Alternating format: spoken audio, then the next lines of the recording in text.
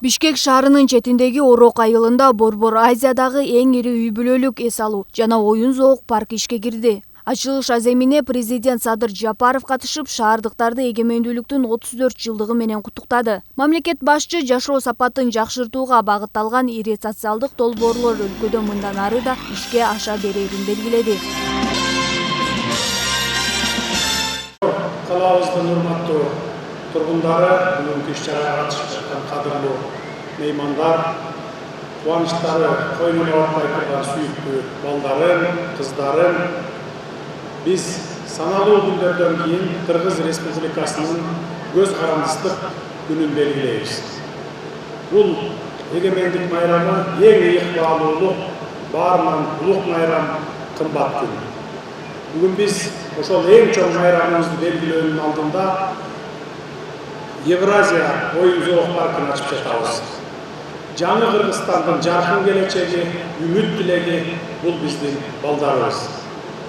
Балдарыбызга бактылуу балалык, таалим тарбия, татыктуу билим жана тиешелүү шарттарды түзүү аракетиндебиз.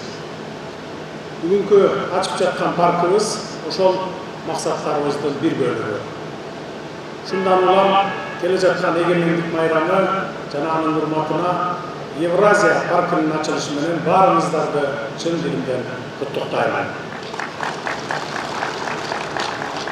Жалпы аянты 10 гектарды түзгөн жаңы паркта 30дан ашык заманбап аттракцион, жайында аквазона, кышында муз аянтчасы, балдар ойноочу жана спорттук комплекс курулган. Бул ири долбоор Евразия экономикалык биримдигинин 10 жылдыгына арналган. Анын курулушуна жана жабдуусуна 35 миллион АКШ доллары жумшалганы маалым. Парк Евразия, особенно ребенок до 15 лет. Бизди бириктирген Евразия. Балдар жырга весала турган аянт баарыбыз үчүн маанилүү жана жагымдуу болуп турат.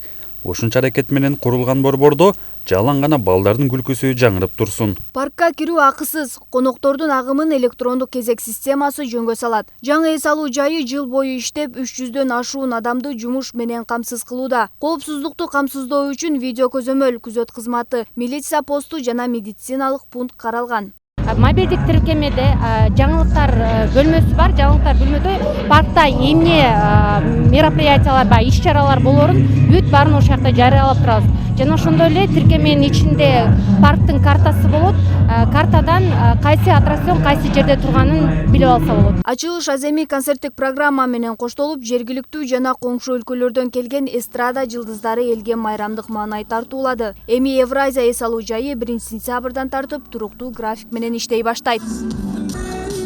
Айдана Камалидин кызы, Жумабай Исманалиев, УТРК Чүй.